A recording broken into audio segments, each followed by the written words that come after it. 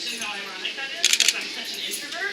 So started losing sleep about 2 nights ago. So I'm like, I'm gonna have to stay up and bore people again. So I appreciate your patience. We have just a few opening remarks before we kick in to the heart of the meeting. First, I want to acknowledge the good work of Councilmember Herbold and Councilmember Gonzalez.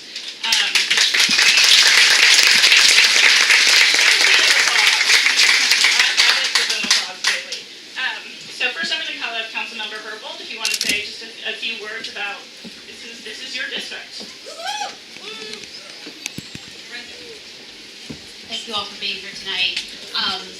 The concerns and issues of folks in South Park have been front and center since I took office in January 2016. The last rash of vandalism is just the most recent experience that you've had.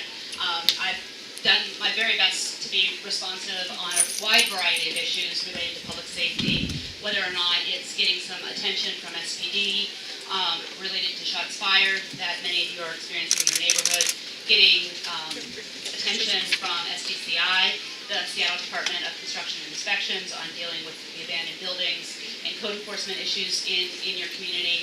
But it's very clear that that I need to do more, and I'm here to be with you, to work, to advocate with you. I'm really humbled and inspired by the way that you guys take care of yourself and advocate for yourself when your city isn't doing enough to address your really legitimate issues. I want to thank the Department of Neighborhoods for stepping up and pulling this meeting together. I want to thank Seattle Police Department for the work that they do with this community, and as well as SDCI, the Seattle Department of Construction and Inspections, for the work that they are doing. It takes a lot of vigilance to address some of the issues in this community and in other communities that are difficult and complex. We're going to hear a little bit tonight about an effort that Councilmember Gonzalez and I started during the budget process. All credit to Councilmember Gonzalez. She is the Council's Public Safety Chair, and she's really the person when it comes to resources and policing issues. She's got the juice, and I'm here to back her up.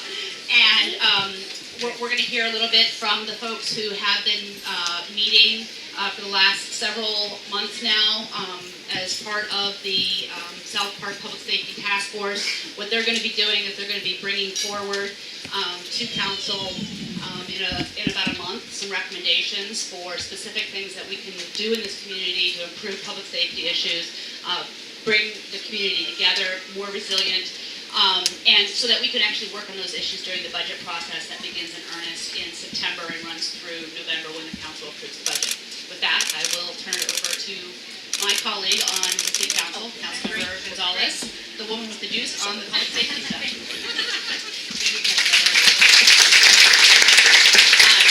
Thank you all so much for being here. I am Lorna Gonzalez. I'm the City Council member that represents, one of 2 City Council members that represents the entire city. But South Park, and I talk about this a lot, South Park has a very, very special place in my heart, and that's because I lived here for 2 years before moving over to the Junction just over the way. And so one of the first experiences I ever had here was interacting with Officer Diaz in the back here. And I think now you're a lieutenant. But when I met you, you were an officer. You were a rank and file officer, and so I really understand the issues that this community faces. I used to live just a few blocks away on 8th and Thistle, across the street from the community center, and this place, again, has really, this neighborhood is really special to me. If you look around this room, you know why.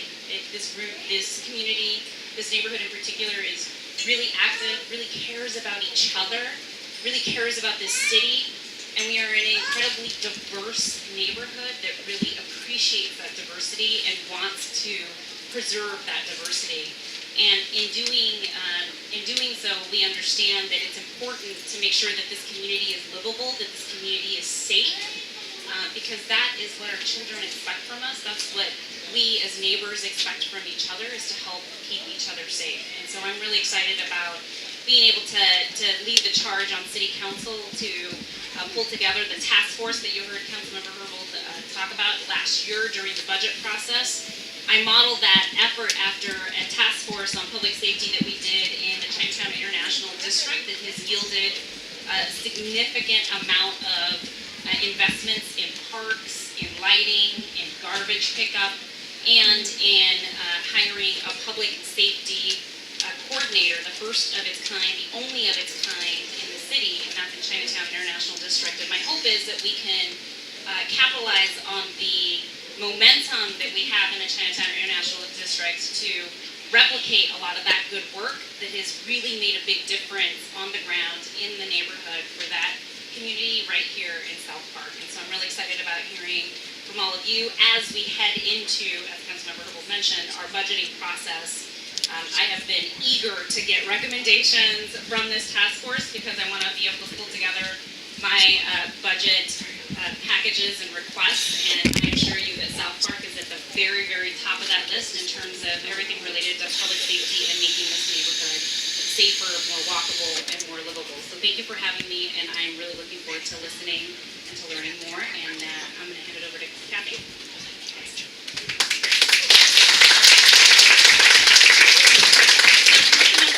Mentioned the South Park Public Safety Task Force. I want to introduce and hand the mic over to Gabriela Quintana to explain what that is. It seems like a lot of people don't know, and it's really important work that's going on, so we wanted to highlight that.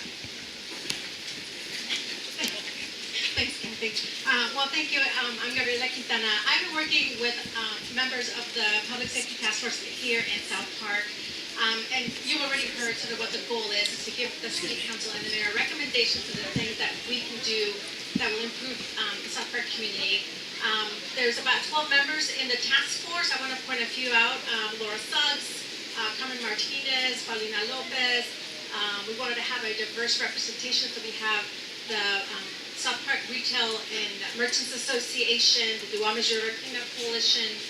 So a lot of great people. I didn't bring my list.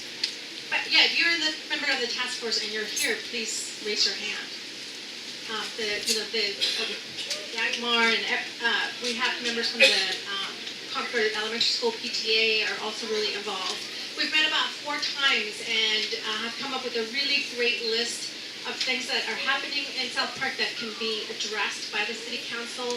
But just to give you 3 of the highlights that we'll be talking and sending recommendations about is building a strong and resilient community, which involves bringing in more City of Seattle personnel into the community, public safety, and investing in children and youth. And that's pretty much it. We will be tidying up our report this coming week, and it's been really great working with everybody. Thank you.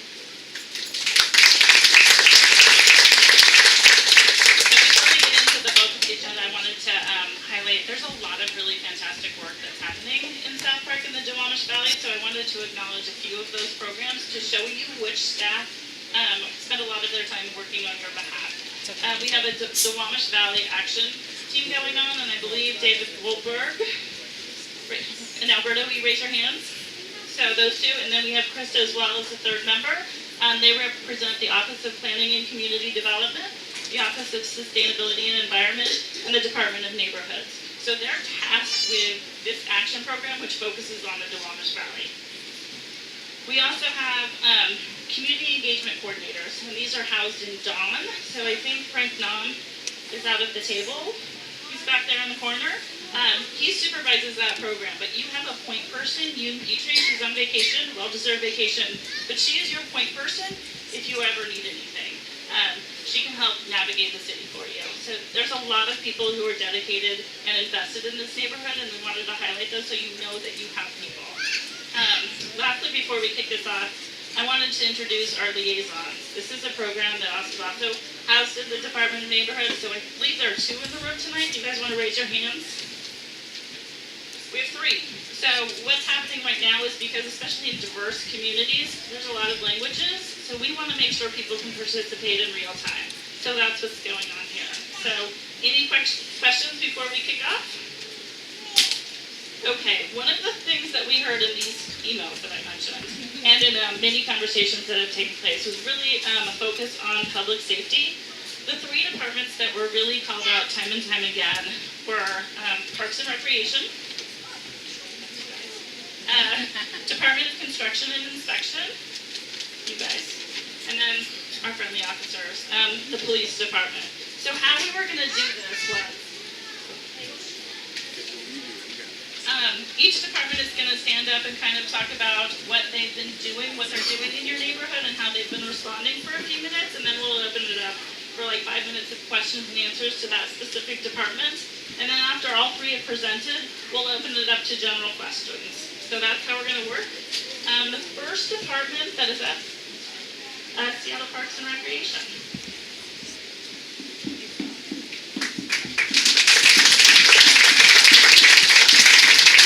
Thank you. I'm Kelly Guy. I'm the Director of Recreation, and I'll be sharing our 3 to 5 minutes with our Planning and Development Office. So, briefly, I want to thank the Department of Kathy, Nyland, and Krista for really taking the emails and synthesizing it down and pulling out the key points that we wanted to address with the community based on your guys' requests and concerns. And the first was opening the community center doors for more hours. And I'm pleased to announce that we've increased the hours 32%. So we went from 46 hours a week to 61 hours a week, which puts South Park as a tier 1 level community. And with that information to date, this is just information from the first 2 quarters, from January to June. The community visits have increased 26%, going from around 44,500 to over 56,000 visits.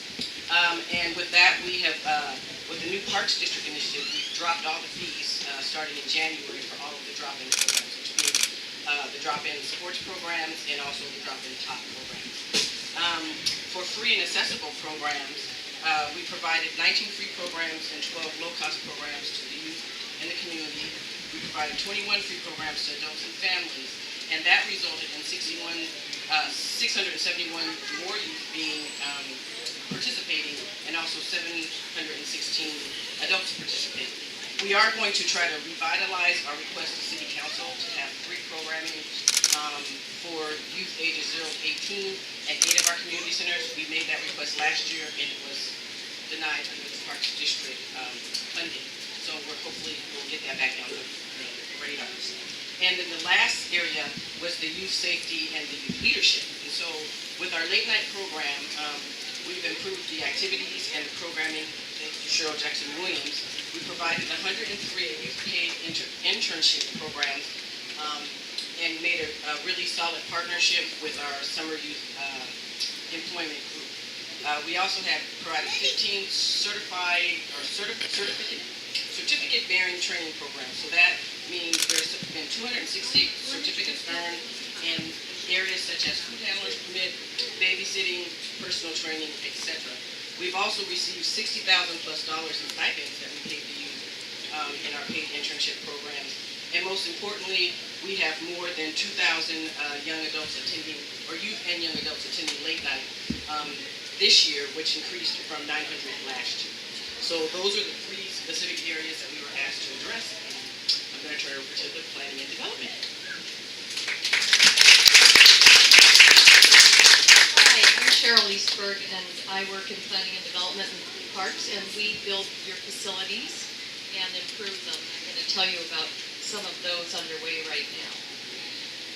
The South Park Community Center site, the grounds outside of the building, we're in a master plan or site planning phase that looks at all the facilities and what we'll build long-term, and we're doing this in response to the community's concerns about the play area location and to try to increase the interesting things for everyone to do. So we've been doing a lot of what we think is new, improved outreach, and we are hoping that this is going to be a new day in design.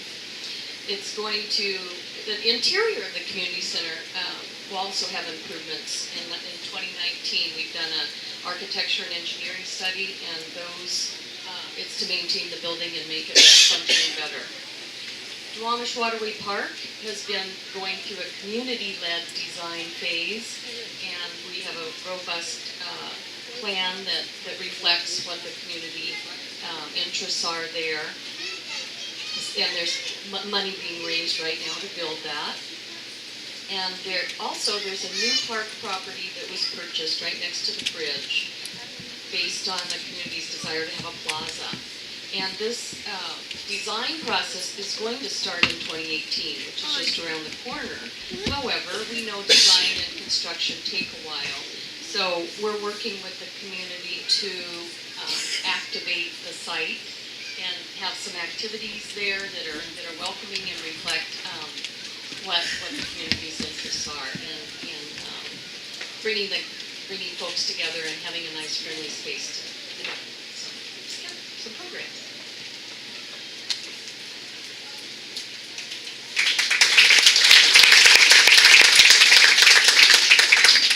So based on just listening to them and hearing reactions from the audience, we're like, ooh, it's like fireworks.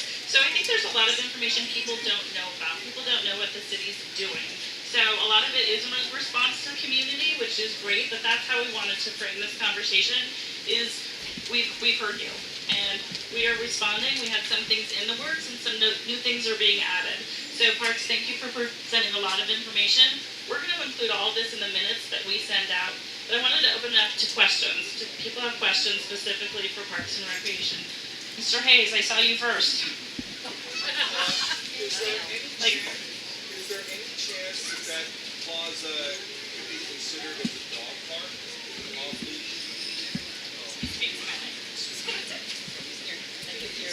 He's asked if there is a chance that the plaza could be considered as a dog space. Parks has just released this month the People, Dogs, and Parks plan.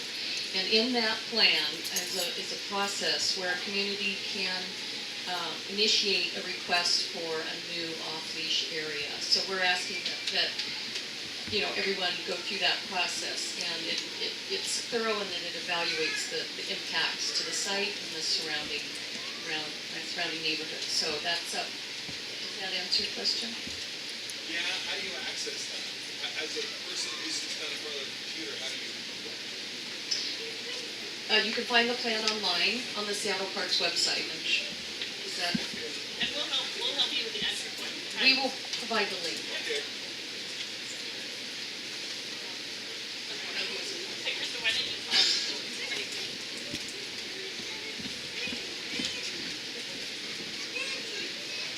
Hi, I'm very happy that improvements made in my neighborhood. Okay, thank you for paying attention. I'm wondering if there's information, however, or if you could provide it about the percentage of funding that is spent here for Parks and Rec as opposed to other neighborhoods. Yeah, we could look into that. I don't have that on the tip of my tongue, but yeah, we would like to get back to you on that. You're talking about facilities improvements overall.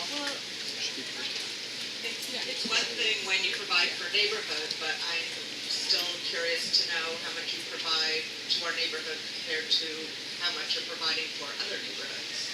Okay. A lot of our assessments are based on condition assessments of existing facilities. We've had a lot of things to maintain, and our new Parks District is Fix It First. So that's why we're working on the community center, and we're going to replace the playground at the South Park Community Center. So, but yeah, we'll make a note of that. Okay. Just piggybacking off this last question, maybe our representatives could put some type of thing in,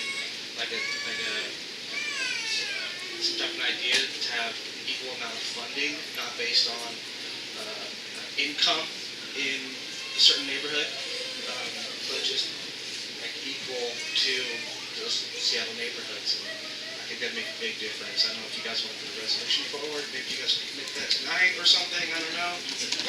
The city does have equity as its decision-making lens that it uses for budgeting. And so equity, and that's the idea where you're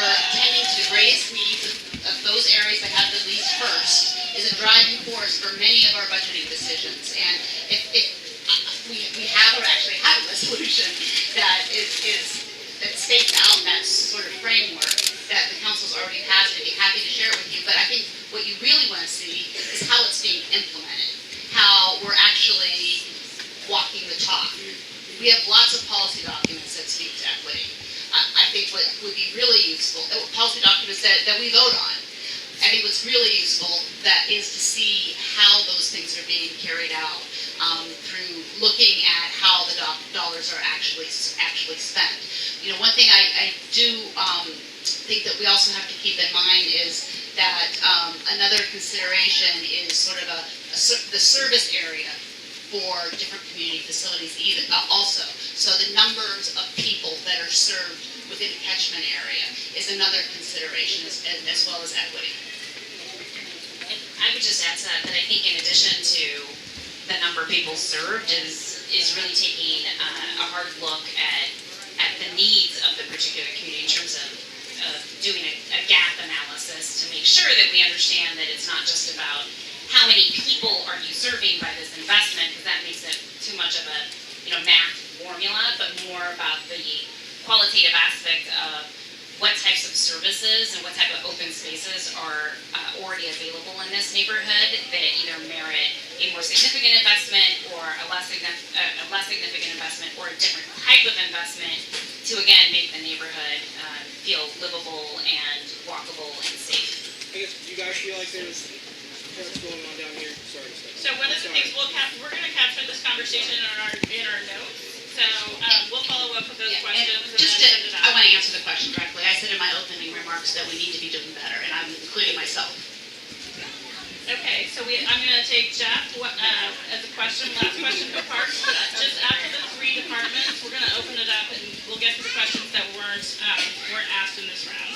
I think I can shout it. I just want an update on the Mara Farm plan. So, there's any updates you have on the Mara Farm? I know there's a big master plan process, and there's talk about implementing various aspects of that. There's really not been much going on up there, so. Yeah, it was held up due to some stormwater interpretations on how to manage the stormwater, and they had some difficulty in keeping it moving along, but it's moving ahead now, and that will be built, I believe, this winter and next spring. So there's movement. So that is going to conclude the parks, but again, we're going to open it up after the two departments for just general questions. So if you didn't get your question asked this round, there's still time, and then after the meeting, we're going to have staff available to talk with and answer more questions. So, Seattle Police Department.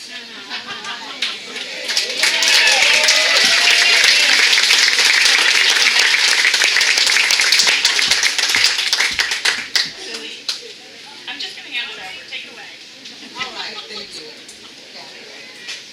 Good evening. It's pretty warm in here. I'm putting on a 30-pound vest. That is. Can you hear me okay, everyone? Great, thank you. I'm Carmen Best. I'm the Deputy Chief of the Seattle Police Department. Thank you, Kathy, Department of Neighborhood, for hosting this meeting. Certainly, Councilmember Gonzalez and Councilmember Herbal for having us here. It's my great pleasure to be here tonight. And I'll start it off, and then Captain Davis will finish it up with some of the information from the precinct. But, I just want you to know that South Park is very, very important to us. And we talk about it, we being the command staff, Chief Wilski, who's here, and Captain Davis, who's at the precinct. Chief Wilski is Operations Chief, he's the head of all patrol operations of the city. We talk about the issues in South Park and what we're doing here. The community here is very, very important to us. And I want to tell you, we hear about it, we read the emails, we hear from Councilmember Gonzalez.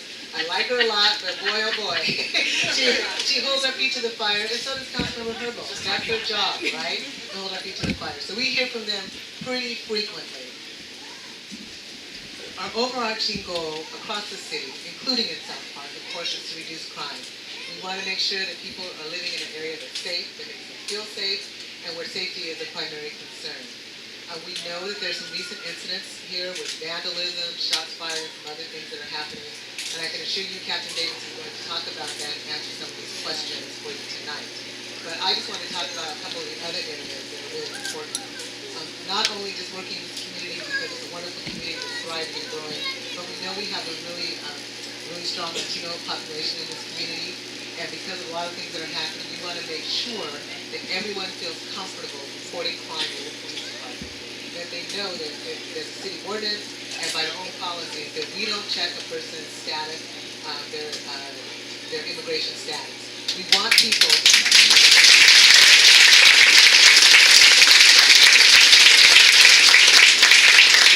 We want everyone in this community to feel safe, to feel comfortable reporting crime to law enforcement. It's very important to us.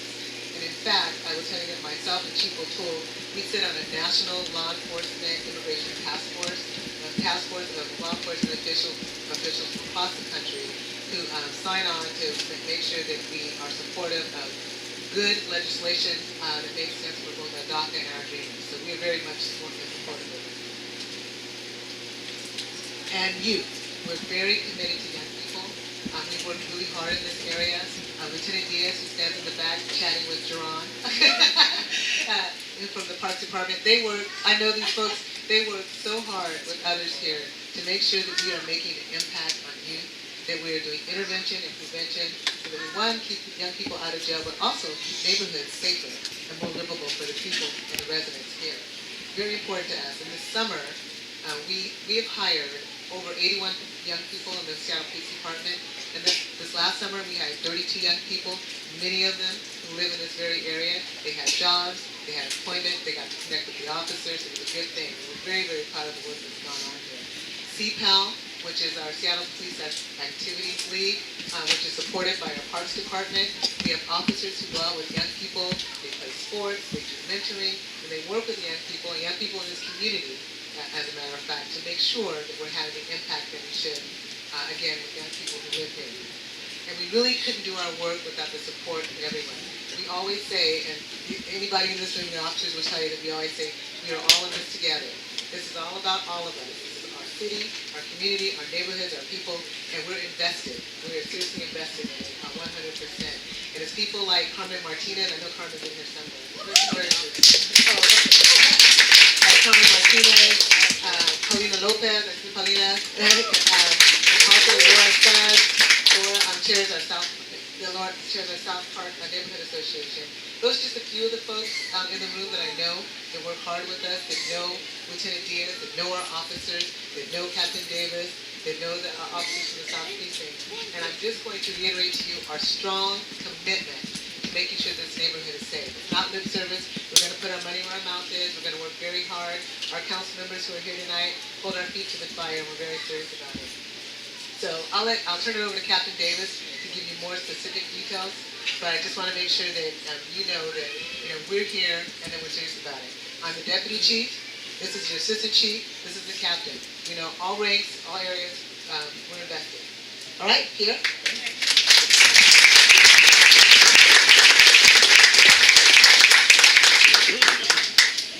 Once again, thank you for having all of us here. We have spoken, I know Lieutenant Smith, he's handing out the flyers right now. Our community policing team, our community policing team officer, John O'Neill, responsible for this area, works very closely with the neighborhood associations here.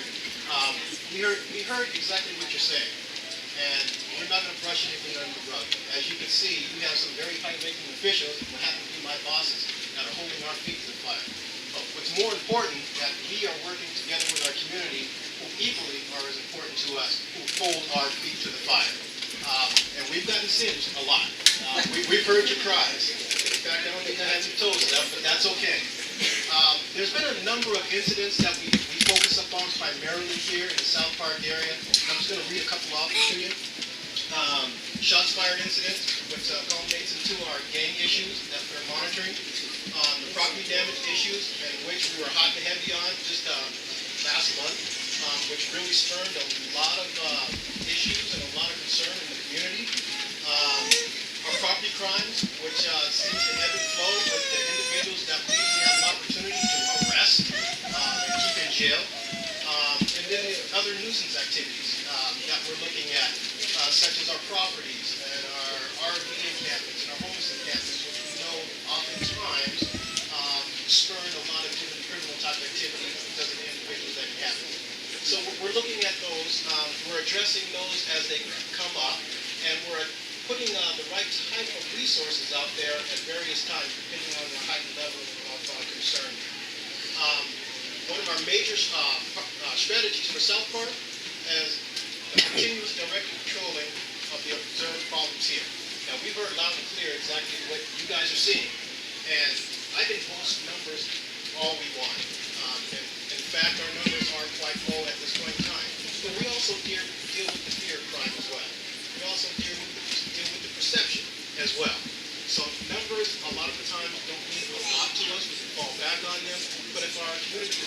say that we're not hitting the mark. And we want to hear from you. I always say this in a lot of our community meetings. It's not the community against the police, it's the community with their police officers going forward.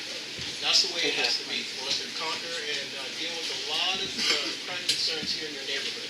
And if we're not hitting the mark, I want to hear about it. If we are hitting the mark, let us know. We'll do more. But that lets me know exactly where and how much or what type of resources I need to put into to address a certain problem in your community. One of the things that I'm really happy about, we had the opportunity to get a full-time bike squad for some of the requests from a lot of our community members here. Before, it was ad hoc at best. I was taking away from my patrol squad to form a bike squad, which was very, very difficult to do depending on the level of staffing that I had. But now we have 6 full-time officers and 1 full-time sergeant to supervise. So that resource I can put anywhere I need to address any crime problem. And I have to say, quite honestly, the South Park area has seen a lot of my bike resources from the beginning of the year. They really have. And a lot of you have echoed that, and I appreciate that. If you've seen them, you've seen what they do, and you appreciate that, let us know. Again, if they're not hitting the mark and you're not seeing them like you say that you're not sometimes, I want to know that too.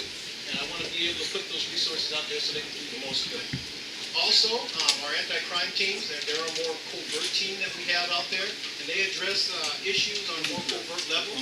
Oftentimes, I'm not at liberty to say exactly what these individuals are up to, just like some of our detectives, because sometimes it compromises the ongoing investigation. And we don't want that information out there. There's a couple times when that has happened, and it only serves to retard a lot of the efforts that we have going forward. And we don't want to take 5 steps forward and 10 steps back because of letting too much information out. But we will, once it's all said and done, and we do have something that we can report, we will make sure that we report that out to you. Narcotics in the gang unit have been instrumental. Earlier on, if you can recall, there were a spate of shots fired incidents in the South Park neighborhood, which spurred getting together a lot of the task forces that are going on today. Quick, fast, and in a hurry, we put the right, the most appropriate type of resource out there, and it became multi-jurisdictional. Not only from Seattle, from the standpoint from Seattle Police Department, but from King County Sheriff's Office, to Kent, to Bellevue, to Federal Way, to Renton, to Auburn. That's how broad a lot of those shots fired incidents were. And I know, Laura, we had a nice sit-down talk for the number of the community members here, and pretty much got to the bottom of exactly where we needed to be. And I was able to give a lot of good information on that. To date, there were a lot of individuals that were arrested because of those enforcement efforts. And for the most part, that segment of the shots fired issues seem to have subsided. Now, they're still going on, and we do realize that, and we want to know exactly what we are looking for and looking at. There's certain problematic houses that are here in the South Park area that we're dealing with. We're trying to address it as best we can through law, and we're also addressing it through the assistance from SDCI. Try to get a once and for all, let's see if we can take care of the problem once and for all, so we can have some type of sense of calm in the South Park area. Okay? Also, the night patrols that we have here, I have a line share, and like I said, I've heard your pleas for additional officers. Now, at any one given point in time, I have anywhere between 16 to 18 officers out on the street at night, period. Now, what we've been able to do is basically address the issue by getting more resources on an overtime basis for our problem hotspots, not only in West Seattle as a whole, but a lot of the resources we have placed here in South Park. And our 09 cars is what we use a lot of the times for that, and our emphasis cars. And those officers are out here on an overtime basis. And they are making some very, very nice arrests out there. And unfortunately, these are individuals that we have arrested time and time again. The second strategy that we're using is getting with our prosecutors for those individuals that are repeat offenders. Let's see if we can give these guys some more time behind bars, which is help, which is work, so they can't go out and terrorize the neighborhoods like they're used to doing. And right now, and I'm not going to take too much time, and I'll open it up for questions here, but right now, because of those efforts, year to date, we are looking at an overall 21% reduction in crime in the South Park area. Bullshit. 5 years. So, those are just numbers, okay? Those are just numbers. And like I said, we're not here to fence and fight. We're not here to do that at all. I'm here to listen, and if there's areas we need to improve on, I'm here to listen, and we can do that. Okay? So I do want to acknowledge there was a staff. As someone who's been broken into many times, there's a matter of hearing stats, and that doesn't really make you feel better. So that's exactly why they're here. Is stats might say one thing, but there's a feeling of unsafety. So that's why we are here tonight to answer your questions, to listen to you, and see how we can improve, how we can be better, how we can improve the quality of life in South Park. So we're going to open it up to questions. I'm going to go. You raise your hand first, and then Victor will go over to you. Yes. I'm speaking for Arrowhead Gardens up here. Oh, sure. Thank you. Up here on the hill, Arrowhead Gardens, can someone fill us in on what, if anything, is going on up there with the RVs and all the homeless people in the woods? Because there's a lot of feeling of unsafety up there. And most of the community members up there that live there are women, and they have animals, and they have to take them outside at all hours of the day and night. And I want them to know if they're going to be safe out there or not. Because we have cars broken into, we have cars stolen, we have people trying to get into our buildings, steal our shit, you know? Of course. Can anybody tell us what's going on with that problem up there? Yes, I can take care of that. Arrowhead Gardens, as far as the Myers Way and dealing with the encampment issues, and a little bit east of the hill, there's a encampment issue that's there. We have our navigation team that's assisting us with those encampment issues. They're doing a really good job, and the crux of it is once the officers go down, find individuals that are in need of assistance. Excuse me? Okay.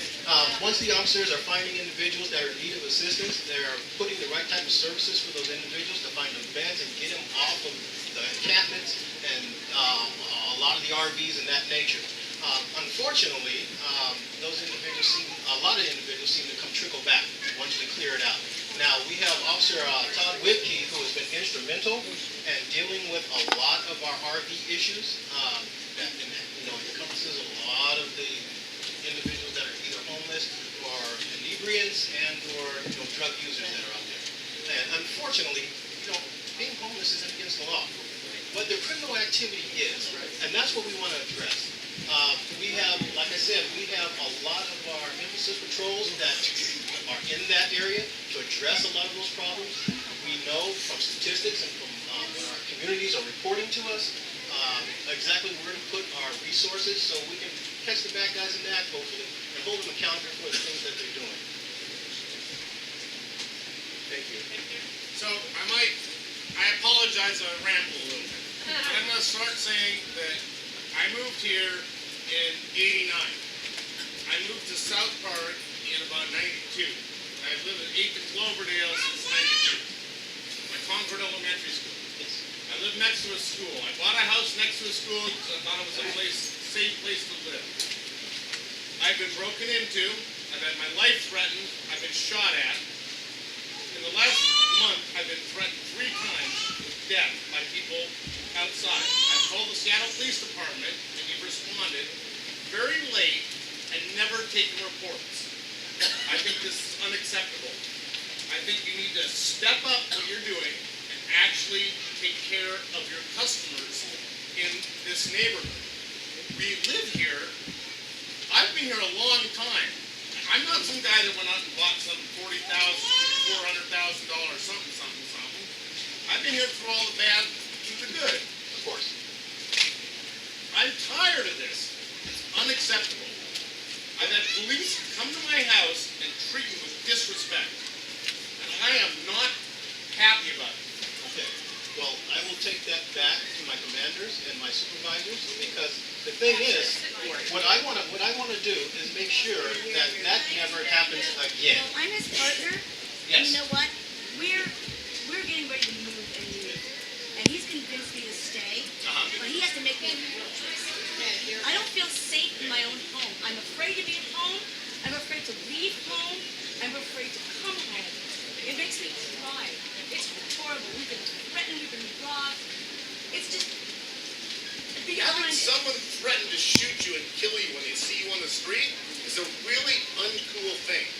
I understand that. Well, what I want to address is when my officers do respond, that they're responding in a very good manner for Well, you. some have and some have not. Some have and some have not. Some have and some have Okay. not. I will make sure that I address that with my officers, because that is concerning to me as well. My expectation for my officers to give you the level of service that they would like to give to their families. And that's where I'm coming from with that. So I think currently one of our problems we have going on in this neighborhood is we have a lot of displaced people. Yes. We've lost all of Sal's. Sal's houses are all gone, or whatever. I don't know any names I can say, but there was a gentleman who owned a lot of property in this neighborhood who's lost his property. Those properties are now available or empty. They had to get empty. There's been many things sold because of our new rezoning. Now those people have had to move. So we have a huge influx of people that were very low income that now have no place to live and are now living in next to 599, living up on the hill, and they're coming down, they're feeding on this neighborhood, and they're destroying it. Gentrification. And you guys are not patrolling. And I have not seen a patrol car, an actual patrol car, come by my house in probably a year and a half. I only ever see them when I call. And I used to see patrol cars come down. I would see a patrol car come by and patrol the neighborhood. I don't see that anymore. I think all you're doing now is fighting with certain situations, and when you do it, you come in with a force that's just ridiculous. Okay. We'll let him respond, and then, okay. Why don't we do this, because it sounds to me, and just being observant here, that people have some real concerns they really need to express, and rather than trying to address it all, every one at a time. I would love to hear, you have the top commanders of either side of the department sitting right here. So why don't we take this opportunity to listen to what you have to say. You know, we're here to listen, we'll hear what you have to say, and then at the end of that, we'll come back with some solutions, with some ideas. I know there's a note taker somewhere in the room. We will hear you. But, you know, rather than, I wanted to have an opportunity to hear what everyone has to say and hear some of those frustrations. And then we'll address that towards the end. So why don't we do that? Does that work? That's perfect. Good. So how do you want to run that? Okay, so what we're gonna do is, we still have SDCI, but we'll take a number of questions and make them succinct, and again, after we do this presentation, we're gonna open it up, and then Victor and Kara, like, I would love for you to come up and talk to SPD and tell them your experience. That's why we are here tonight. So, a few questions. I'm gonna go, yes? Mine's a quick two-part question. One, there's an issue with arrest and release in this city. You say you may be working with the prosecutor's office, but that's not the only problem. I have relatives in the jail, not working. Okay. So I know from conversations, you know, how quick the release is. That is a major problem in this city, and it needs to be addressed in some different light than what's going on now. Because all you're doing is 2 hours, 4 hours, 6 hours later, putting them right back on the street, right back in our neighborhood or whichever neighborhood they came from. My second one is in response to the Arrowhead. I live there, we've had you there, we'd like to have you back again. But the group that's going on in Myers Way now is beyond despicable in the materials that they have. There's a motorhome up there that has more things sitting outside materially than I have in a 750 square foot apartment. It's unbelievable. And that is, it's unacceptable. And on both sides of the street that's going on right now. How they get that much crap in their life, I have no idea. But it's all in these little tiny motorhomes, and then it's just sitting out there. So on that one especially, it's an SPD, it's an HSD, and it's a navigation team. So that's going to be something we'll follow up with you and send you that information. But so we're just going to take the questions, and then I'm going to hand it back to you. So again, succinct questions. Go ahead. Okay, I live at Arrowhead. The gunshots are increasing. I'm from Cleveland, Ohio, the hood, and you know when it's a gun. I'm too old to hit the floor. I mean, I can get up again. But you I see, totally, I know what kind of gun. That's Yeah. like what I but learned living it's down here. increasing, and in the woods over there, they drive up in their little vehicles or what, and I can see them from my window.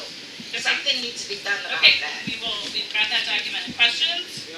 Yes. I guess I have some very specific questions, not for the police, but are your staffing needs being met? Do you guys have, Is there, I understand the fire department will always have full staff, no matter what. Does the police department, if you have 15 people on at a given night, are there 15 people there? Or are there vacations, or are there people gone because of training? Because the fire department responds, my brother's in the fire department in Seattle, and they respond in full force because they're fully staffed by, city council has provided measures to do that.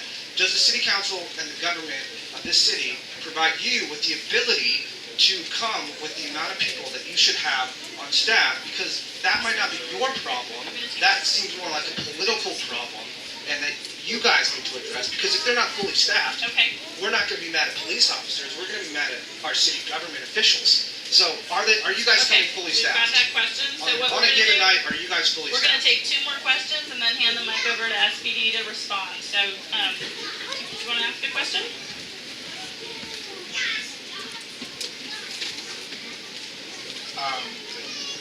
First, I want to thank you for the response, and I do want to acknowledge that these are issues that we've been facing in our community for as long as I can remember. And I used to play in the streets as a kid, so I know what's going on, what goes on. One thing I do want to ask you is with this increased capacity, increased patrols that you're talking about, what is your commitment? I appreciate your commitment to safety, but what is your commitment to enable a trust within our community, especially our immigrant community? Especially with this political climate, to us, a uniform is a uniform. And if we are going to have increased patrols, if we are going to have increased police presence, what is your personal commitment to ensure that there is a trust within the community, and that if you approach somebody for a specific issue, you make sure, and policy is one thing, but I feel like there's a lot more that you can do. One suggestion is come visit a local restaurant and figure out, play close and get to know the neighborhood, get to know the community, get to know us, and have us get to know you. Because it's not without trust that if we see you coming at us, we're going to go hide, because our immigrant community right now is facing a lot of stress and a lot of Great. issues. So I'm gonna take one more, you and the green t-shirt, the woman with the nice watch and the green t-shirt, and then we're gonna, I like accessories. And then we're gonna hand it over to, SPD to respond, and then we're gonna get to SDCI. Thanks for being patient, as we knew there were gonna be a lot of questions. So go ahead. And we're just looking at the statistics, and the year could be wrong, but there is a young lady who is murdered in our alley, I don't know, last year. We live right off of Cloverdale. And one of our concerns is our alley. We're the only alley, I think, in South Park. Everyone west of us has paved alley. There's lighting. It's very dark. I mean, there's lots of graffiti. I mean, there's just a lot of things. And if it was just a simple matter of getting some lights and having it paved so that the patrol cars can at least drive down there. I mean, I think that's a simple solution to help. But, it's a concern. Great, and alley lighting is on the radar. So, green t-shirt. Sorry. Okay. So one, I'd like to jump on that. I live on the Sullivan side of that alley, and just recently had the gate in my back fence kicked in, and my garage window dropped. So, yes, please, to that. My question is actually both for SPD and for Parks, which is what are the 2 agencies doing together to address safety issues specific to our public places and parks, which in South Park, I think, more than I experience in other neighborhoods, are some of the real centers of criminal activity. And I live again on Sullivan, right at the foot of the bridge, so you're planning a new park space there when the newest park space, which is there, is already a major center of public drunkenness, prostitution, drug dealing, violence. When my house was shot most recently, just the most recent time, the casings were found on that plaza, the one that features the piece of the other bridge. So as we go into developing our public spaces, both from the park side and from the security side, what are we doing to ensure that safety is built into that design and into our policing of those public spaces? Thank you so much.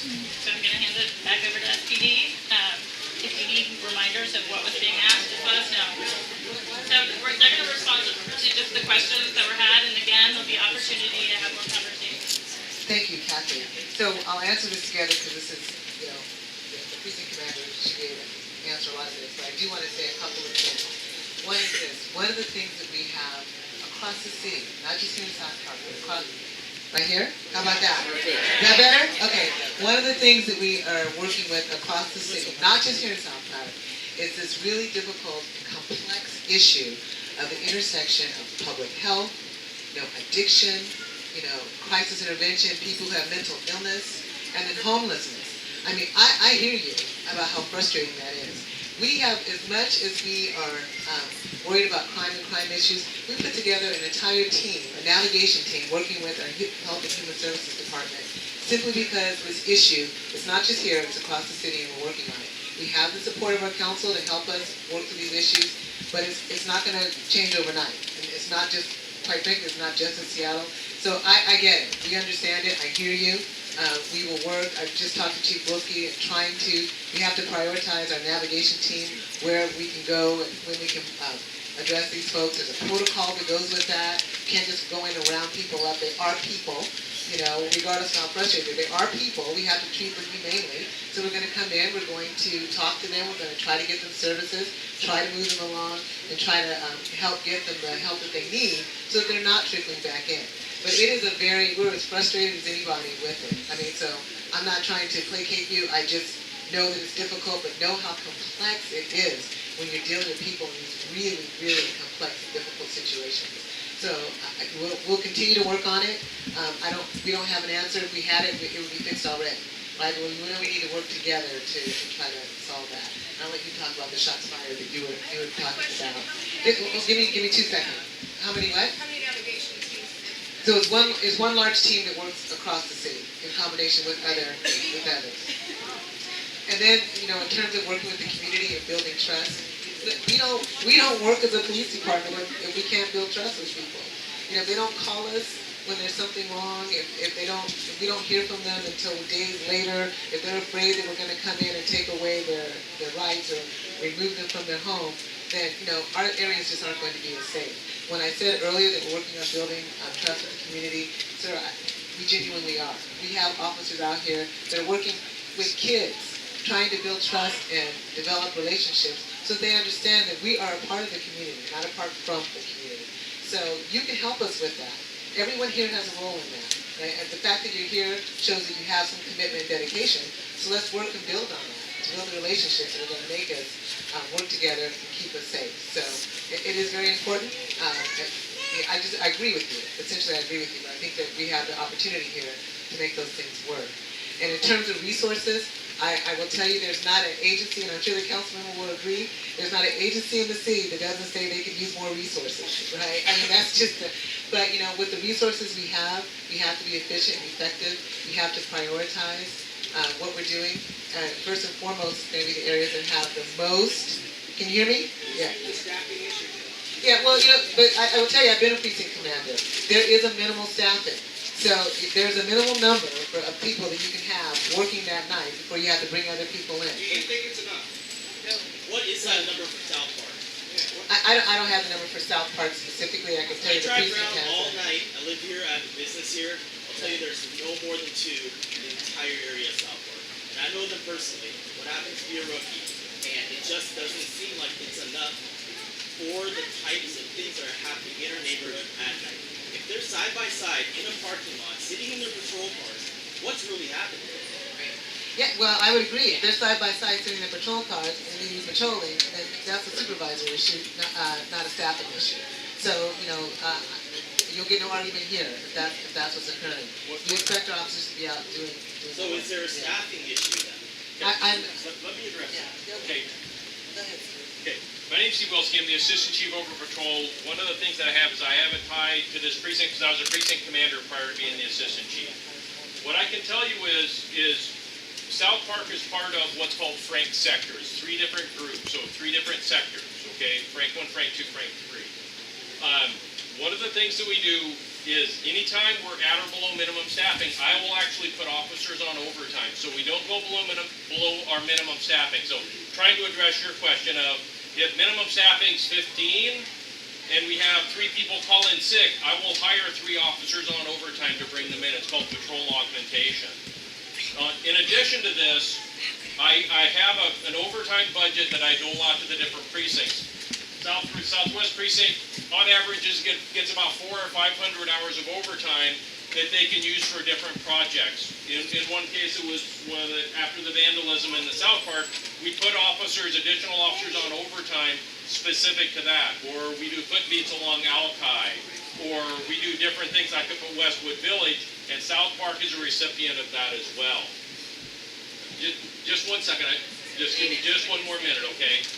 Another thing that we did, and it's something that I did when I was a new officer, was called the 09 cars. It's a 2-officer car that is exempt from calls for service. All they do is proactive work, and South Park and Frank Sector has one of 5 of those in the city. It's called Frank 09. You have a full-time pair of officers that does nothing other than proactive work, meaning they're not going to 911 calls. They do nothing more than look for people who are driving stolen cars, who are committing burglaries, who are doing other things. And you have one of 5 that we have in the city. So that, just to kind of give you an idea of where we're at staffing-wise. Yes, ma'am. Okay, I have called the police only when there's been violence and threats. Okay. I had a meth dealer living next door to me that was beating his girlfriend on a regular basis. Okay. It was violent. I saw a beat down in front of my house. It was definitely organized. I had it on camera. There was a police baton used. There was 4 people on one. Okay. The officer refused to file a report, and he said, well, you know this is South Park, right? Okay. Okay. What that look like? I also got this from one of your overtime officers on one of these calls. You got what, He ma'am? said, and I quote, this isn't even my area. I'm working overtime. I'm not even supposed to be here. Okay. So And what- if we call the police, and the police come down here and treat us that way, and don't file reports, then your statistics don't mean anything. And we're stuck living next to domestic violence, meth dealers, assault, vandalism. The guy was threatening every single neighbor around us for over a year was getting death threats. So there's a huge disconnect between what you're saying here and what is happening in our community. And what I can tell you is, whether it's with the folks back there, if you get a hold of Captain Davis and you get a hold of me, I will follow up on any and every circumstance like that you tell me about. Okay? I was here for 10 years, and it's not one officer. I went on going there. Okay. And what I do is, if you talk to me after this, I'll give you my personal email. I check my email 7 days a week. Well, I'm okay right now. It took them like 14 months to evict that guy. Okay. And the owner went through such a hard time, and that building was destroyed when he left. But he sold it. Okay. And what I'm telling you is, if we fail to measure Someone up, else here is dealing with the same problem. So me talking to you, or you talking to the community neighborhood association, most people don't know about, it doesn't make a difference. If you don't get direct response, if you don't get action, you will see it. okay. And what I'm telling you is, I check my email 7 days a week. I answer my phone 24 hours a day, 7 days a week. It doesn't matter if when you call 911, you get some guy who says, well, it used to be a lot worse. Why don't you just build a bigger fence and live next to the person? And what I'm saying is, when you get that response, Calling you, I don't want to call you. I don't want to waste your time, and I don't want to waste my time. You need to talk to your officers and have them treat people with different. okay, and what I'm trying to tell you is this. I'm responsible, just like Pierre's responsible for the Arlington Southwest Precinct, I'm responsible for about the 800 that I have in patrol. Anytime that we fail to measure up, I'll give you my email address. I check it 7 days a week. I make a point of I will get back to you, but if we fail to measure up, all I need is give me the date, the time and location, I'll research it, and if our officers made a mistake, again, everything's on camera now. Not a mistake. Okay, That's not a mistake. let me finish though now, folks, let me finish. If our officers don't measure up, I will research it, and Pierre or I will take care of it. But if I don't know that it happened, if you don't reach out to me and tell me, listen, the officers didn't do this on a particular date and time, okay, if you don't tell me, listen, I need you to look into it. Treat somebody like this. If this is the responding right now, they're not trying to talk. Send him an email. He's saying to send him an email. Yes. No, I'm saying that So many emails. emails. Oh. Okay. let me finish here for just a second. Anybody who has a pen, okay, I'm gonna give you my email address. Like I said, if we have an officer that doesn't do what they're supposed to, Pierre or I will fix it, but I can't be everywhere at once. If there's somewhere where somebody doesn't measure up, I check my email 7 days a week. I answer email 7 days a week. If you tell me that, listen, an officer didn't do something that they should have, I will research it, I will pull the in-car video, I will do whatever, and then I will get an answer back to you as to what we do. But folks, if you don't tell me that it happened, I can't do that. That's why we call I'd like to hear what the final department has to say. And I get that, but if you call 911 and you don't get the response that you want, then it's my job to fix it. So I understand that you call 911, but if an officer doesn't do what they should, I hope that you hear me. This doesn't just have to be okay. So you have been heard. This is not unique. And again, they have a tough job. We have tough conversations with them about that customer service aspect because something happened. And having that experience, It's not customer service when there's violence happening. I understand that, but we're talking about the interactions and what someone said to you. So when I hear that, I let them know. So yes, it's working on the action, but it's also the experience and the interaction. I don't care about experience. I don't care about lip service. I care Okay. Yep. So we're gonna You're right. So you have been heard. And we're gonna move on. There's something that was mentioned with buildings and that interaction, which is why the Seattle Department of Construction and Inspection, I call you guys SDCI. So one of the issues that we've heard about with public safety is squatters, nuisance properties. So that's why we invited SDCI up here to address that, because I know it has been a frustration and a recurring theme. So Nathan, do you want to take it away? There's been a guy. So what we said, there's going to be lots of questions, so we're going to have SDCI, and then we're going to open it up, and again, staff will be here. Where was the question for him at? Who posed the question for him? You said something was mentioned, but who posed the question? The woman talked about just buildings and squatters. But I didn't hear the question posed. So you're diverting the conversation. In an email. Somebody asked me in an email.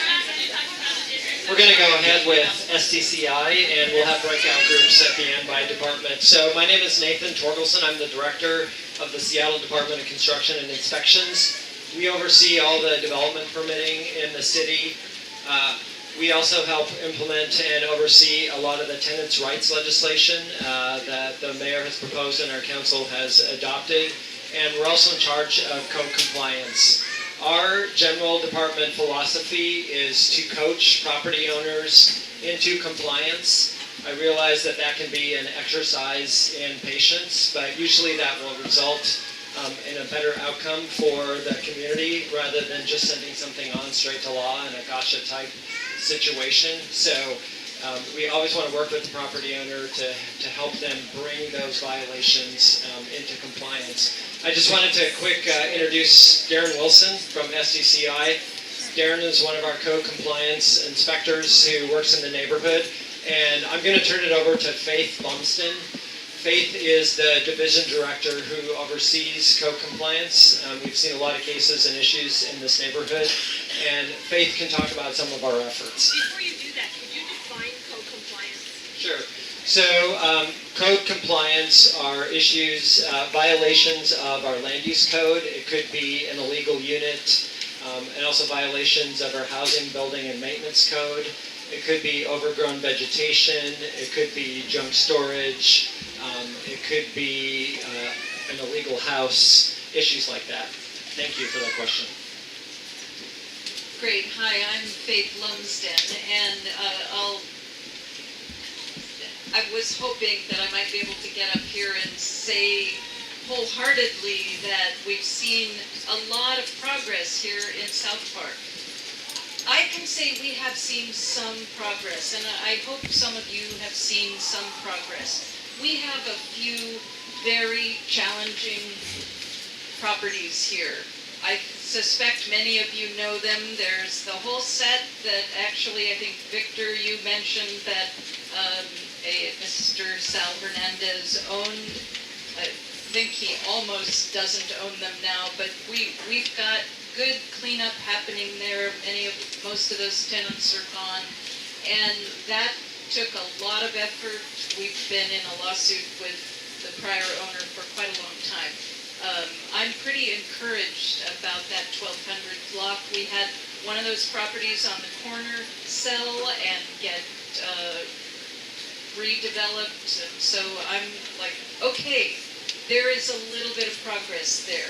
There's a property in the 1000 block of Cloverdale that is still a very big problem. It's the house with no water, no sewer, lots of illegal construction, lots of junk, lots of criminal activity, and I think some of you may know that the property owner has some of her own issues. As Chief Best said, we do have to work with people, and some of our people have some real problems.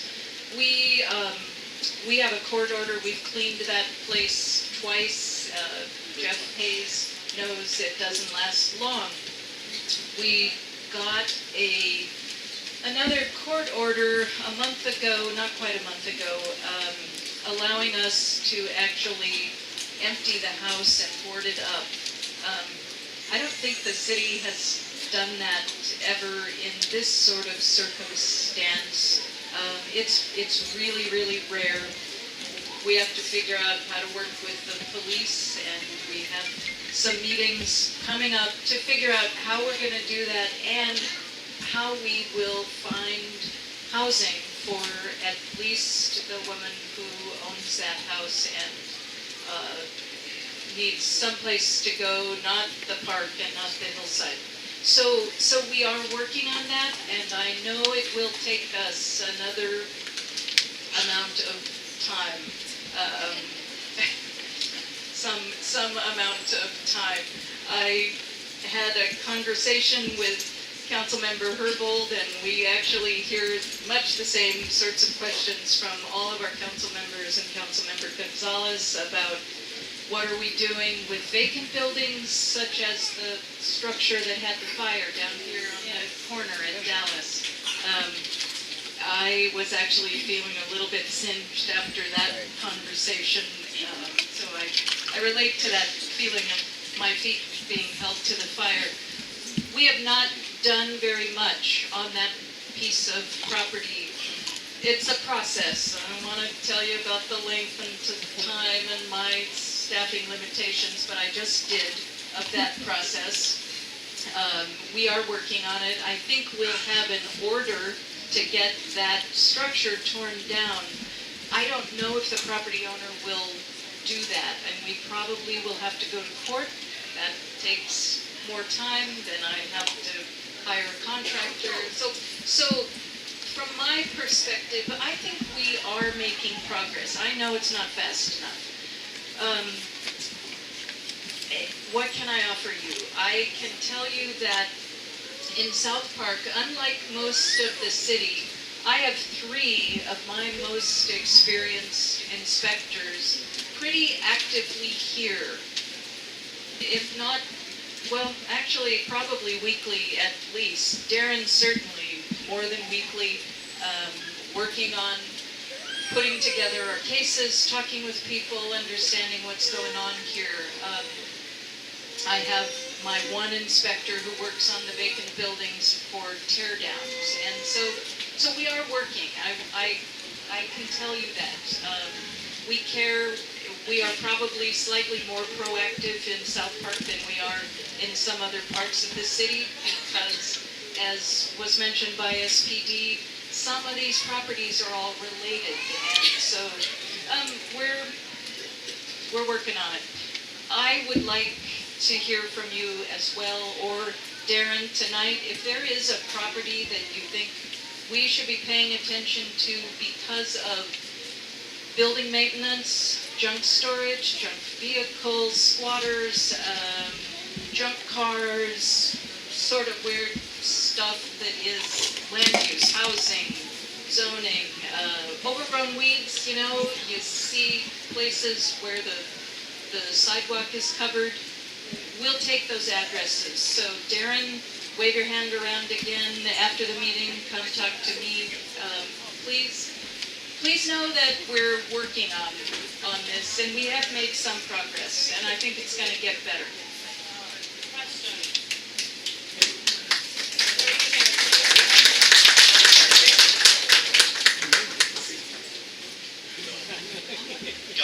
Thank you very much for being here. I really appreciate it.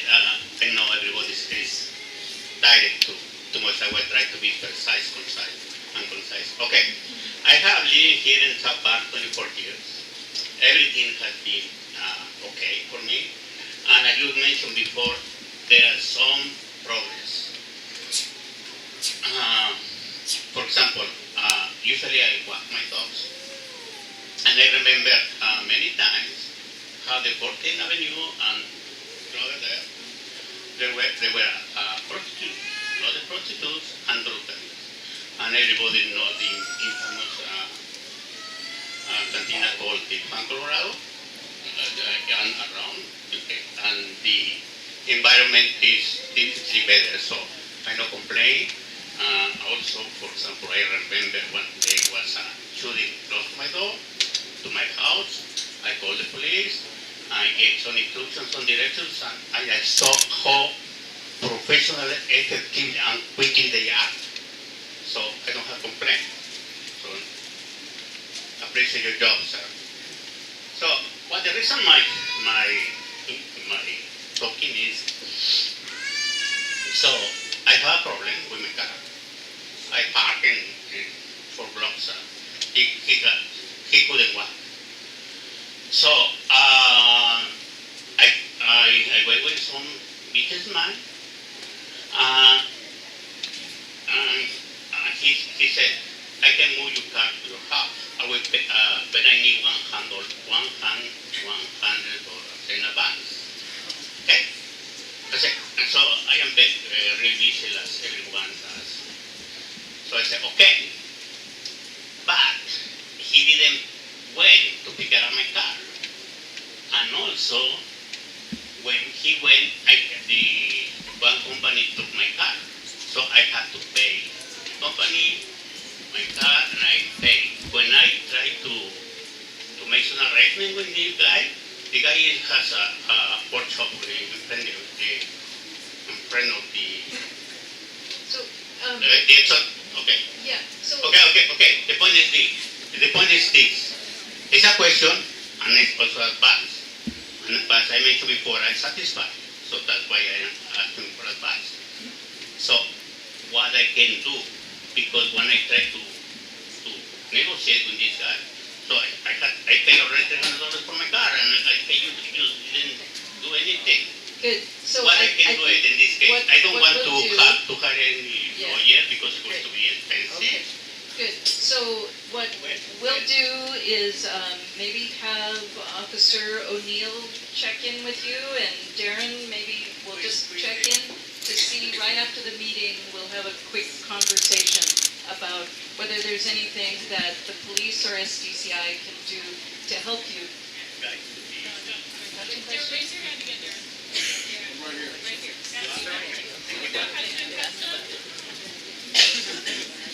Thank you very much.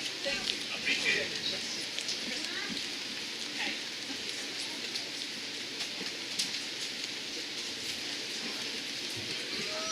I understand all the concerns because I have my business here, and I agree with her that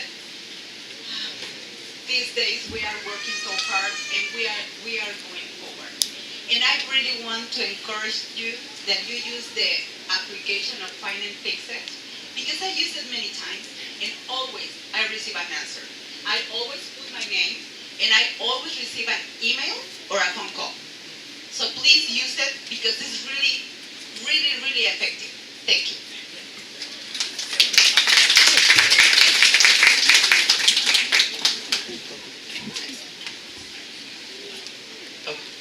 So we've heard from a couple of the different departments, and including yours, and I think that your department is incredibly important in the neighborhood safety and upkeep.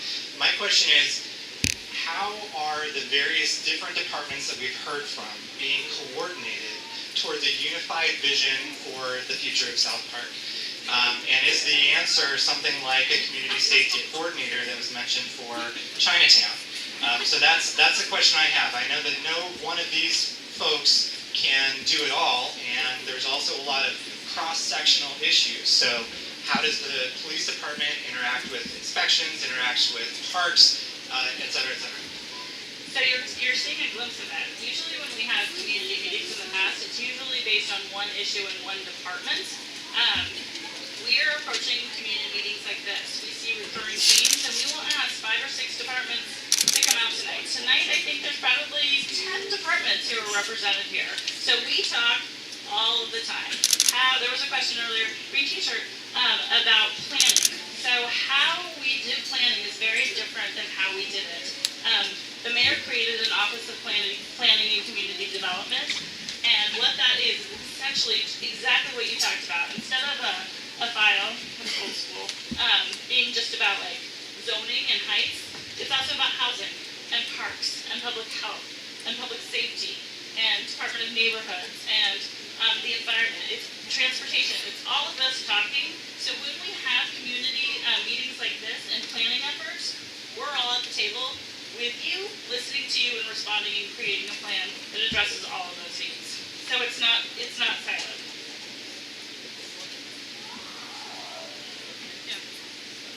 Kathy, can you speak to the role of the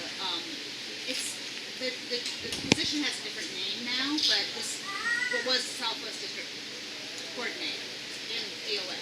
Because I think of that person as kind of knowing a little bit of everything that's going on in all of the different departments.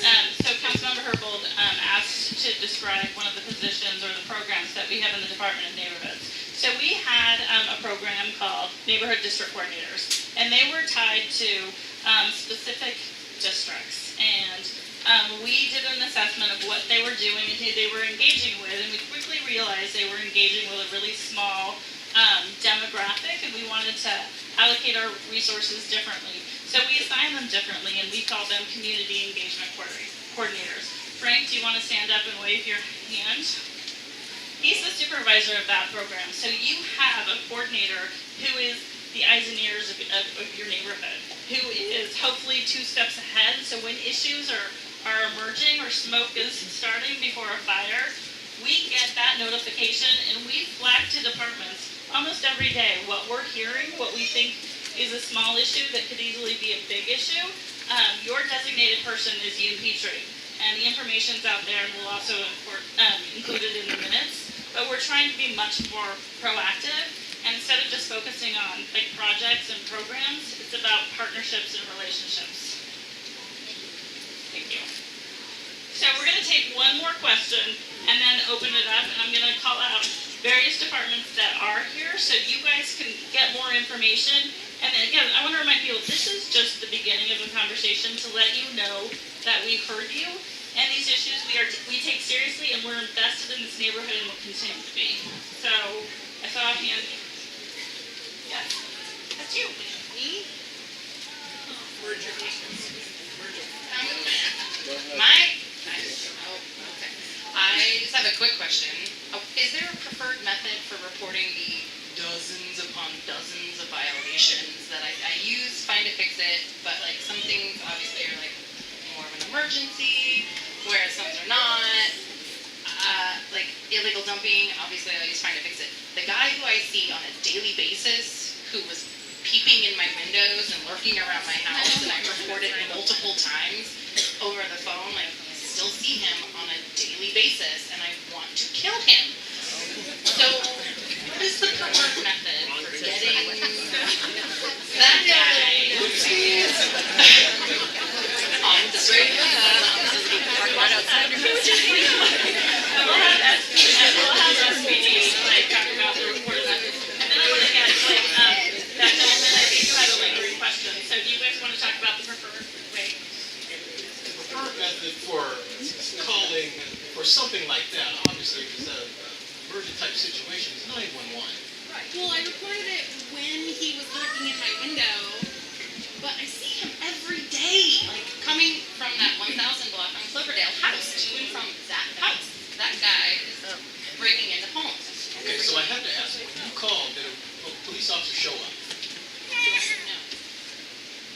that they didn't have to, it was like 2 in the morning, I was like, he doesn't have to knock on my door and talk to me. I was like, Okay, something like that, that's something that my officers and myself, we want to know about, because this individual obviously is up to some nefarious type acts in the neighborhood, and we need to know exactly what he's about, who he is, and hopefully we can address. So call 911, state exactly what well, especially if he's committing some type of activity. Yeah, and that's, like I said, that, peeping inside of someone's window is different. We want to know about that. We want to get to know that individual, and like I said, hopefully make that arrest. So did you have a question? The person right next to your question. So this question is for all the departments. How are you, I guess it's two parts, how are you surfacing the information when something is reported to you so that all of us have that visibility? And the second question is there an audit trail so we can watch issues being tracked, move through a system? Great question. Yes. So if you have an issue with SDCI, junk storage, illegal unit, overgrown vegetation, you can call us 615-0808, or you can go onto our website. You give us the address, the issue, we'll create a case. You can track that online. You have the option of identifying yourself and your name, so you can be in communication with us, or if you would prefer, you can remain anonymous. So whoever that complaint is against couldn't track you per se. Can we watch that issue move through the entire system? Yeah, you'll see how that works its way through the system, and when an inspector goes out, what date that happened.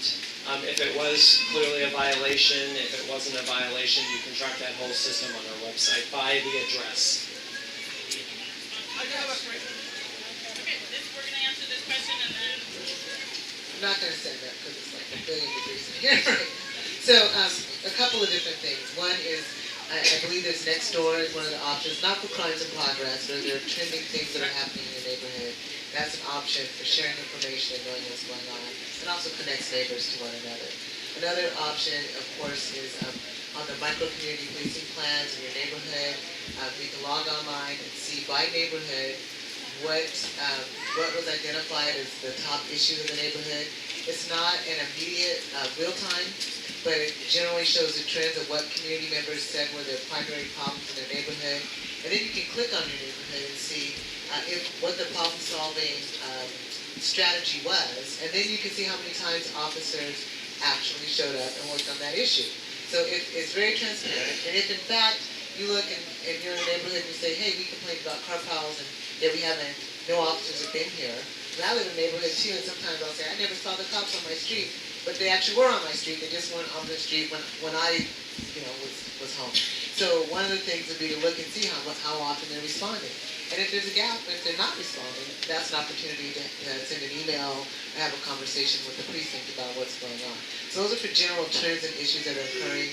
If there's a crime in progress, that is what 911 is for. So often we get people calling about the weirdest things that aren't crimes or aren't in progress.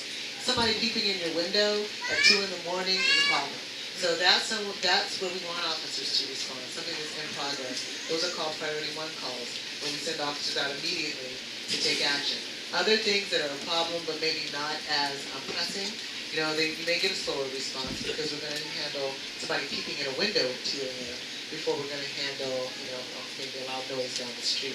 So those are the types of things that we're working on. I think that we said this earlier about communication, about all of us working together to solve issues and problems. So the more we know, the better we can respond. And when we leave this meeting, I can assure you that we'll take some of the issues that have come up and we'll report back to both the council members and to Kathy and get information back to you. Okay. Parks, do you want to respond to that? Sure. Usually if it's a community center issue, the first person to contact is the coordinator. His name is John Barclay, and then that goes up the chain. He'll fill out an incident report or an accident report or a issues complaint.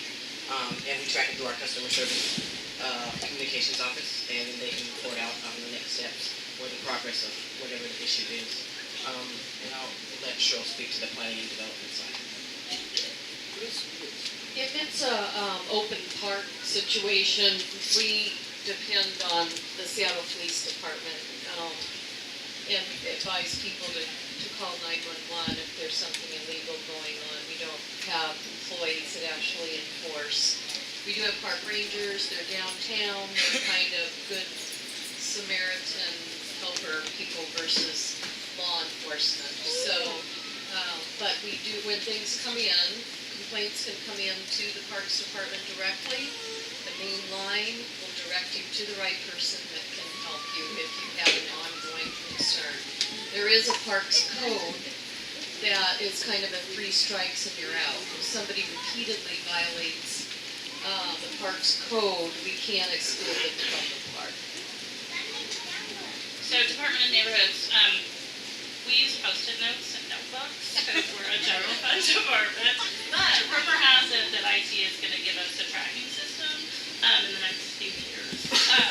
So one of the things that we heard was Find It, Fix It. There was a great plug on that.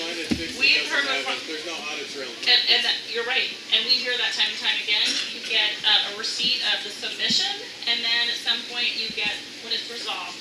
So we are exploring what it's going to take to show the life cycle of that request, where it is, what's happened, and whatnot. So we're inquiring about what that looks like, and we're also looking into having Find It, Fix It available in different languages. And if that's too expensive, what we're going to do, we're going to take on doing videos to show people how that application works and having technical mobile workshops. But Find It, Fix It is where we hear time and time again, yes, it's a useful tool. It would be especially useful if we saw that life cycle of where that request is. So we're exploring that. So I know we are. Can I also answer that question? Yes, I'm not a department, but I have a system that I'd like to share. So I'm not a department, but you guys contact me all the time with issues, and I want you to keep doing that because I have a system in the office. There's an IT system, it's a complaint system. It's called CRM. I don't even know what that stands for. Customer Relations Management. Customer Relations Management.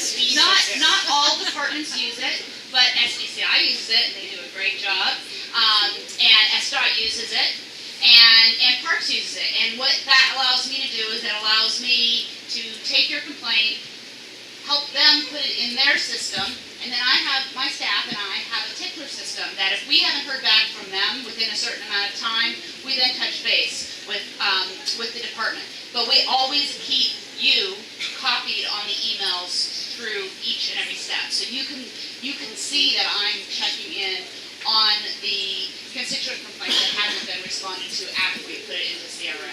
And then we do the follow-up afterwards. So it's we're kind of building it as we go. As far as getting it in the CRM is easy. It's creating a set of expectations with the department. When is it reasonable to ask, well, okay, you got in CRM, we haven't heard from you yet about what you acknowledge that you've received the complaint, but we haven't heard yet what the action plan is. And so we're working with each of the departments to set up reasonable expectations for when it's okay for us to say, oh, it's been 2 weeks or it's been 3 weeks and we haven't gotten a resolution to the issue. We look forward to that system. Someday. Yes. Oh, thank you. Yes, Thank you. yes. Thank you. No. So we are at the end of the agenda. We were going to close down at 8:30, but we know there's many questions. I know you have a question. You have a question. I feel like Oprah. I don't have a question. So what we're going to do is I'm just going to recap a few things that we heard. We know public safety is number one down here. It's not only the statistics, but the perception, as my partner likes to say, feelings are real, so we need to acknowledge that, and we can do a better job. This is not the only meeting.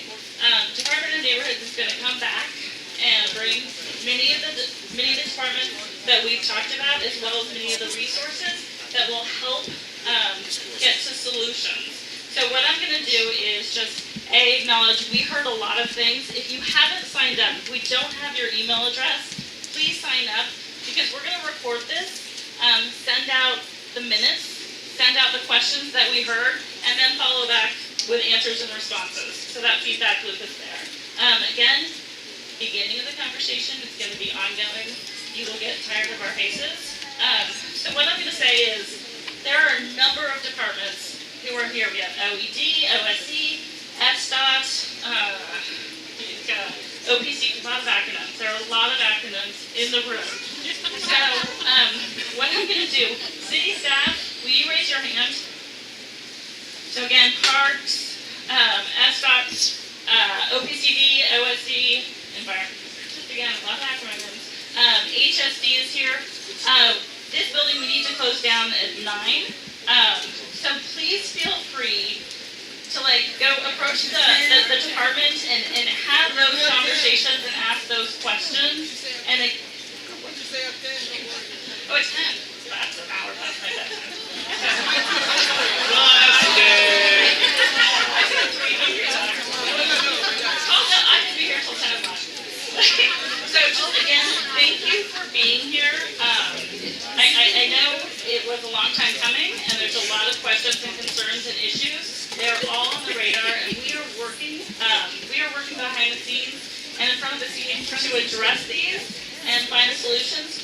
We're part of the solution, but so are you. It's going to take all of us in this room to answer what we've heard and to address these issues that are lingering. So, Paulina and Laura, you've got 5 seconds to better your question.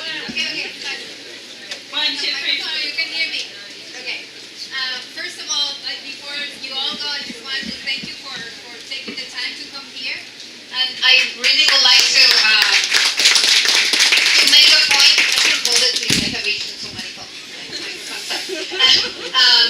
So I really want to make a point of taking your word, Kathy, that we can have more often conversations like this.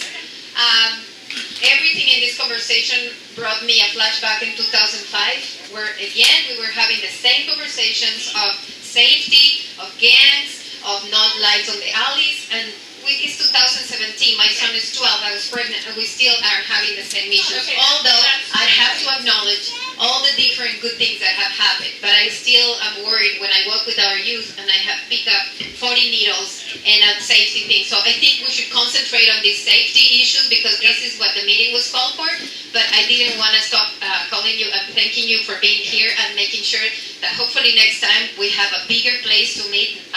And thank you, Carmen, for the hospitality, but hopefully this will be an ongoing conversation. So Thank you. Laura, last question. Okay, I don't really have a question. Would like to talk to these officers afterwards. That's great. I did want to say to the community that I personally see police patrols in the neighborhood every day, all the time. I see a lot of representation from this community. So I wanted to echo something that Paulina said. When we convened the internal meeting to talk about this meeting, we pulled out all the action agendas that have taken place over South Park. There's many. It was about a ream of paper that I printed off. There's been 4 action agendas. And my ask was, as we have this conversation, let's focus less on the agenda and more on the action. So there's a lot of information. We've heard you. We've heard these things over and over again. So what can we do to answer those? So on that note, you have my word. We will be back time and time and time again. I live just on the other side of the bridge, and I'm here often. So thank you very much, and please talk to